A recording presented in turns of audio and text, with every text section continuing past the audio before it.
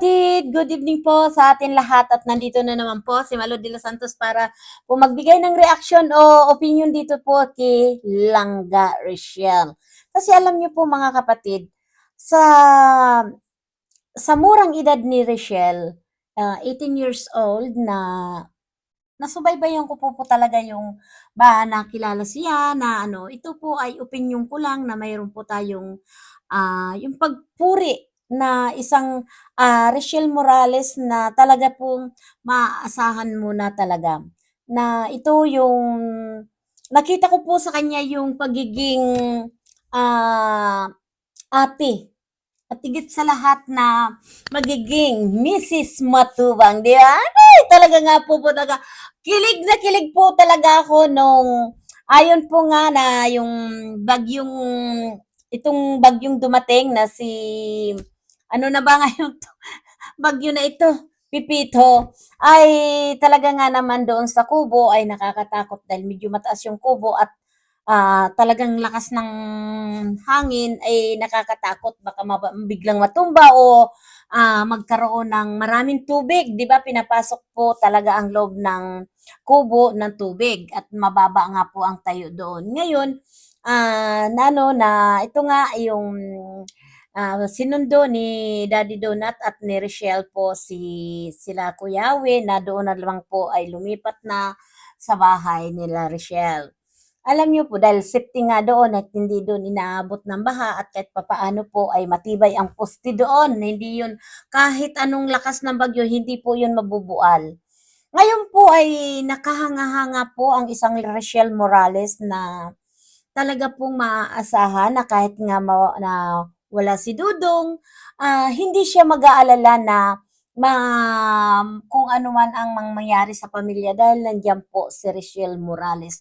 At ang babait po talaga ng pamilya na Morales na talagang nagkakasundo na po sila, nagkakaisa at palagayan na po ang kalooban nila na Morales, Matubang ay talaga pong magkaisa na, nagkakasundo na po talaga. Kaya tuwang-tuwa ko, ito nga si Kuya Awi, ang sabi nga na mahimbing daw po yung tulog nila doon kila Rochelle.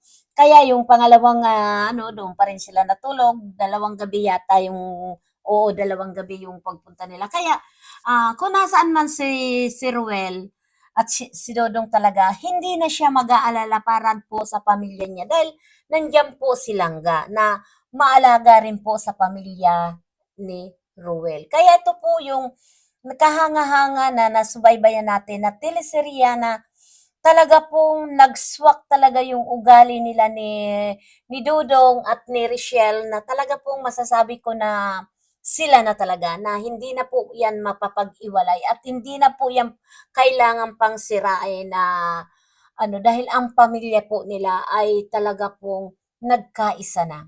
Isang pamilya na po sila na nandiyan na po yung palagay ng loob, hindi na sila nagkakahiyaan. Kaya alam mo, napakaswerte po nitong dalawang to na talagang nagkakasundo ang pamilya.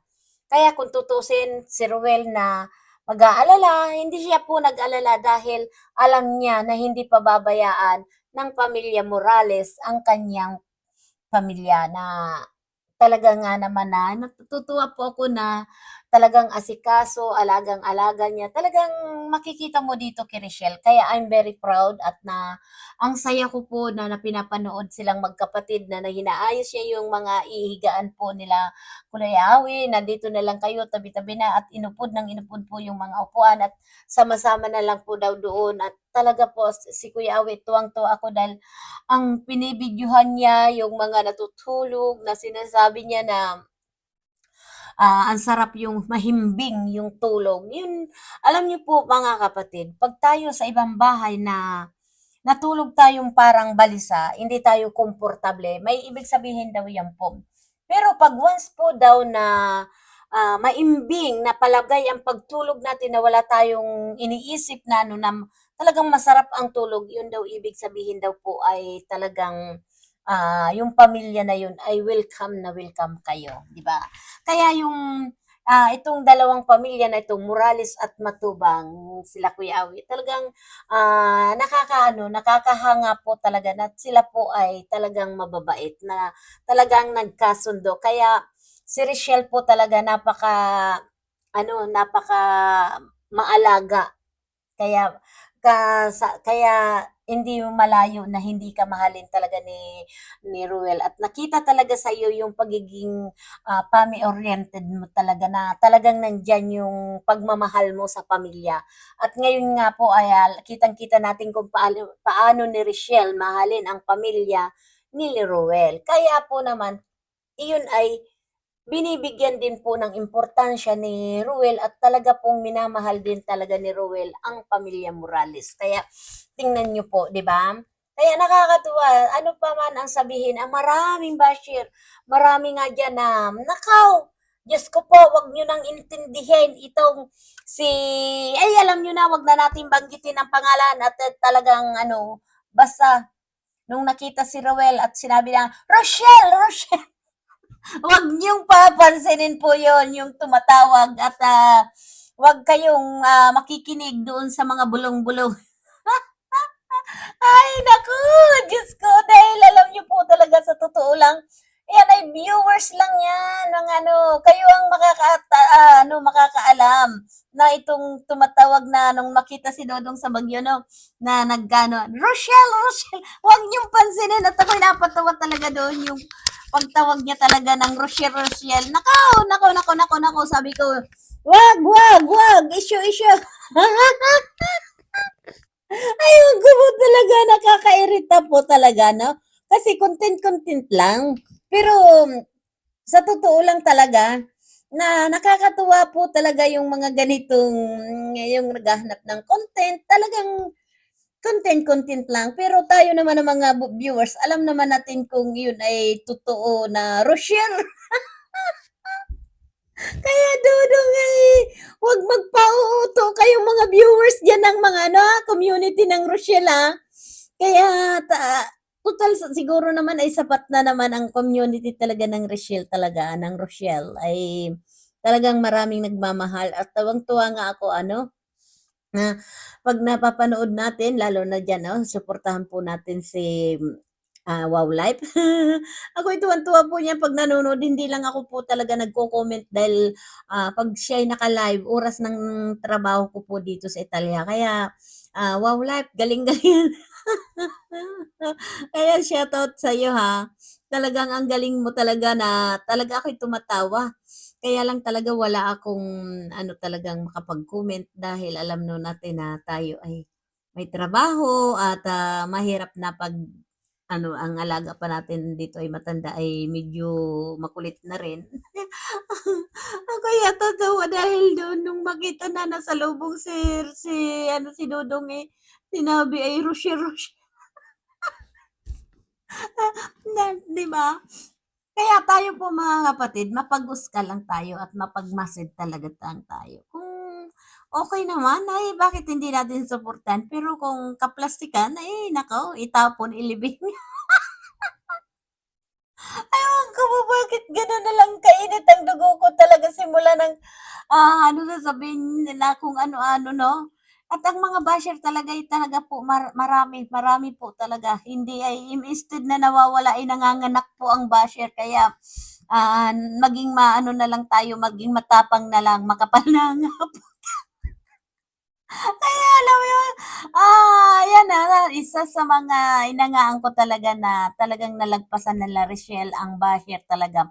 Kaya hindi na sila naaapektuhan talaga dito sa mga basher. Kaya ito ang naging love team na ngayon nga ay couple na, lover na, ay naging matatag po. Ay talagang pong tumatag sila sa kababas ng mga ibang tao. Kaya sige pa, bas pa more.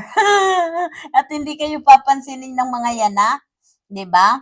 At ito nga nakakatuwa nga si Rochelle na sabi na nagpaalam yata kay Ruel na, "Oh, mamamasyal." Siguro sagot ni Ruel na, "Mamamasyal ka? Na itong bagyo mamamasyal?"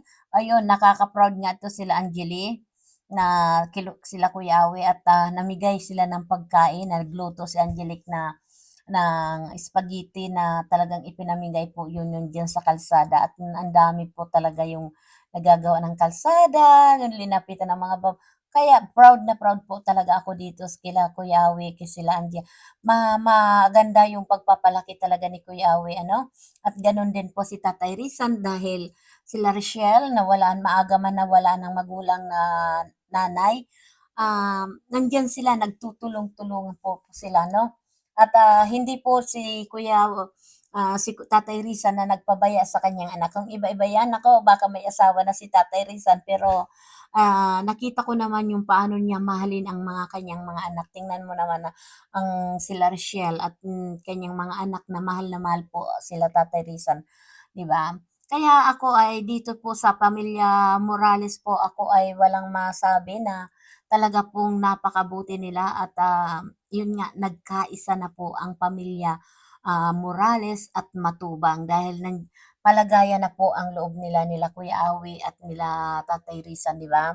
Kaya maraming salamat po sa mga suporta ninyo na nandiyan kayo, patuloy kayo nagsusuporta po kay Langga at, sana po ay tuloy-tuloy lang po dahil po ay alam naman natin na si Langga lang po ang, nagpapaaral sa kanyang sarili at, suportahan po natin at, gano'n din po si Ruel of Malalang dahil kahit wala siya ay nandiyan naman si Langga na talagang, alagang-alaga niya po sila Tatay sila Kuya Awi at ang nanayan yung asawa nila Kuya Awi talagang alam niyo si Ate Marichu talaga nakikita ko talaga siya na mahal na mahal niya po rin po si Richelle bilang isang, magiging manugang na nga 'di ba? Ay talaga lalo na sila Angel, tingnan mo super close na sila kila Richelle.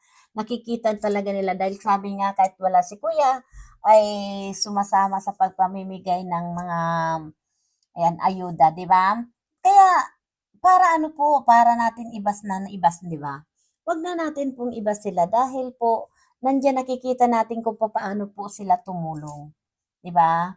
Kaya mga kapatid, suportahan na lang natin sila Kuya Val Santos Matubang, Ate Edna at, Kalinga Prab, Ruel at si Rochelle. At siyempre naman po si Dan, 'yan suportahan po natin para po 'yan ay tumutulong po sa ating mga kababayan. At siyempre naman po sa love team po ay nandiyan po ang Danjoy, NC at, Jomcar, Cedros, ayan. At ang bagong-bagong love team po ang Idpaw. Ayan, suportahan po natin dahil po ay 'yan po ay malaking tulong po 'yan sa programa ng Kalingap at lalong-lalo na po sa mga tinutulungan. 'Di ba po? Na-shoutout po sa Danjoy Kilig Overload, shoutout po. Maraming salamat po sa inyong lahat at, shoutout din po sa RR group po talaga. Thank you so much, ang gagaling ninyo at sa Langga. So, ano ba yung isa pa yung group, Langga group ba yun? Oh, ayun. Maraming salamat po sa inyo. Thank you so much sa pagmamarathon talaga tuloy-tuloy lang at ang sisipag talaga ninyo. At Elisa Sakay, ayan. Shout out ay nawala na si Juna. Ayan, shout out po mga kapatid at suportahan po natin ang Maglangga at ang Rochelle community. Thank you so much sa inyo sa pagsuporta niyo sa kay Malo de los Santos. We love you so much sa aking mga mahal sa buhay. Yan. Shout out diyan sa Pilipinas at sa aking mga kaibigan, Cell TV PH. Ayan, shout out, suportahan po natin at Banat Bagsik, suportahan po natin. At siyempre naman po sa pangunguna po yan sa Danjoy Kilig Overload, nandiyan po yan si Miss Bopel Mix Vlog. At sa aking mga kasisi, mga Danjoy, shout out at yan. At sa mga kalangga, ayan, shout out po sa inyong lahat. Bye-bye! We love you! Mwah!